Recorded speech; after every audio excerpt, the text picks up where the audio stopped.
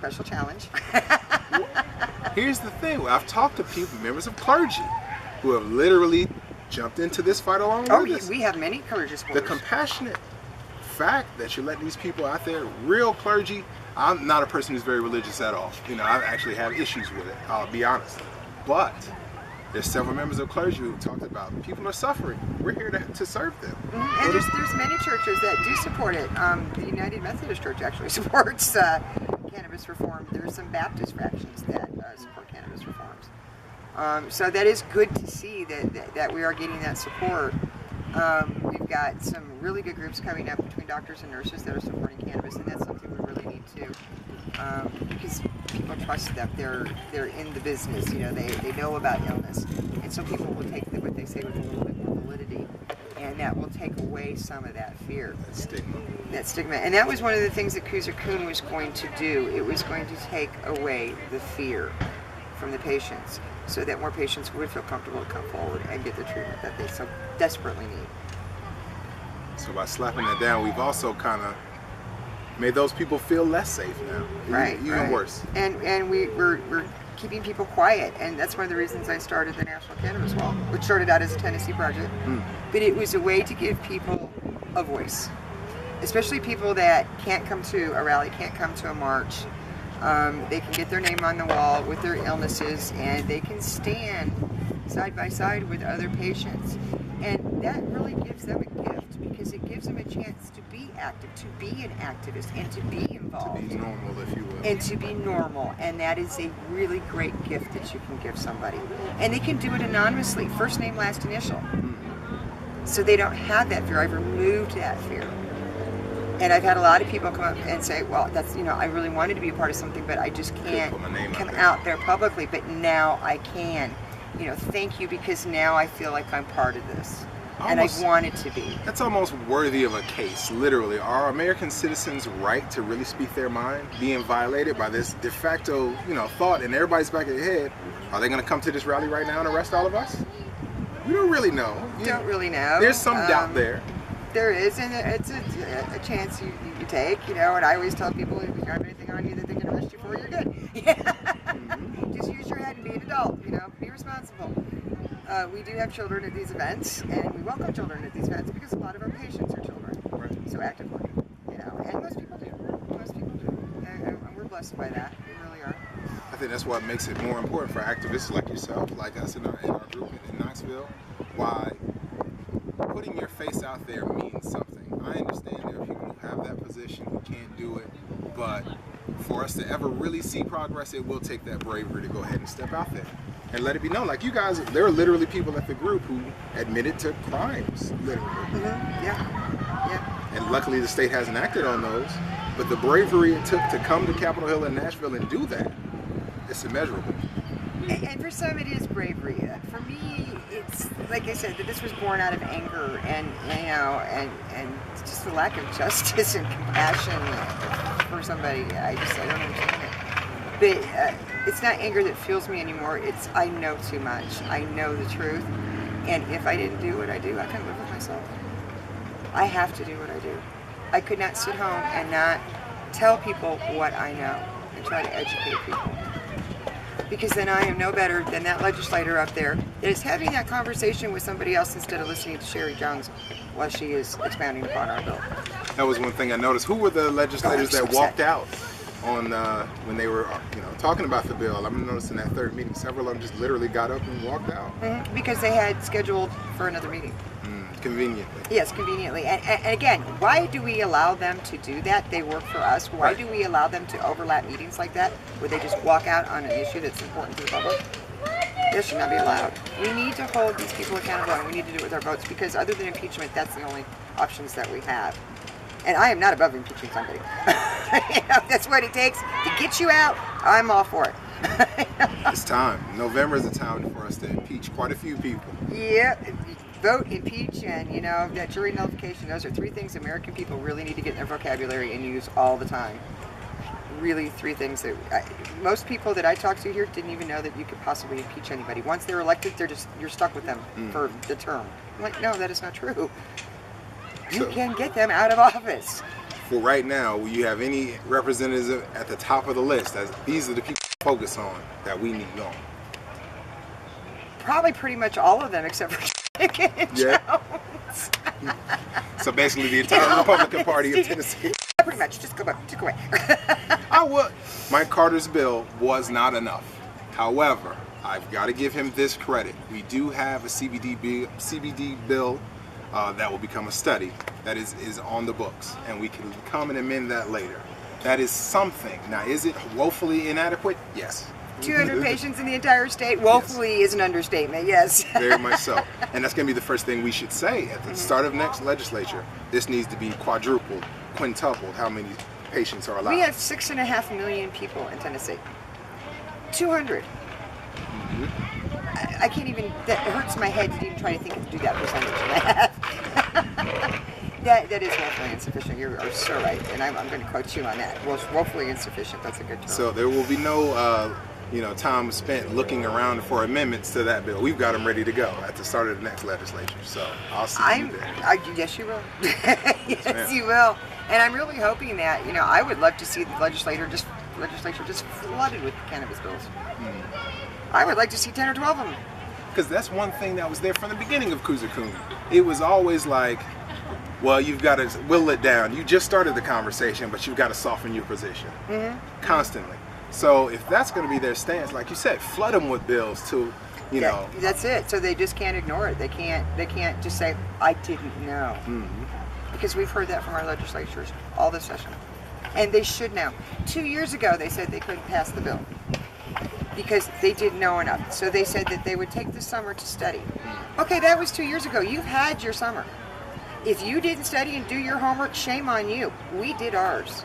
You got to give them that big red F.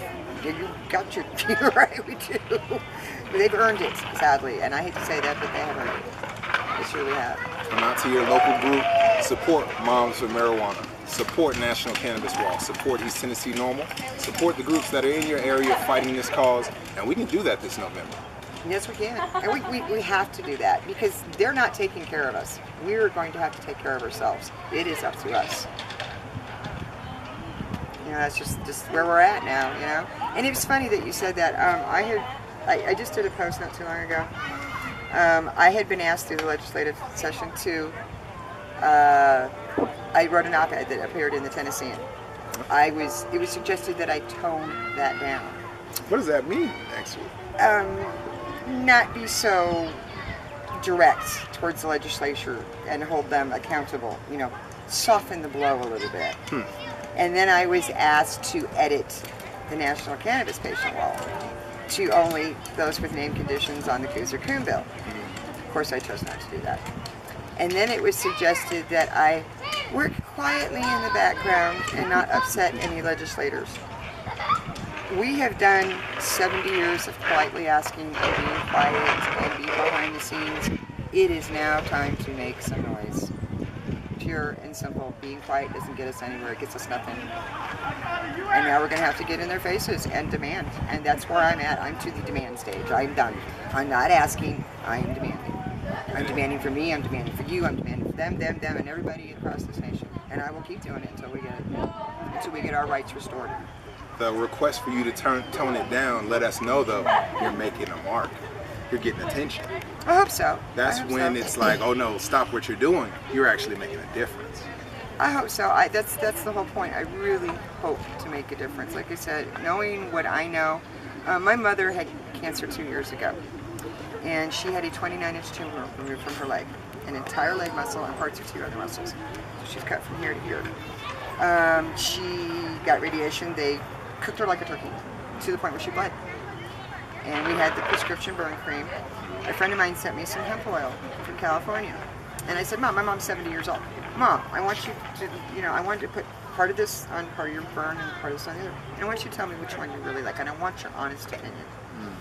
And I do this every time I do something with cannabis. I do this because I want an honest reaction from the patient. And from that point on, she wanted nothing to do with the $150 little tiny jar of burn cream.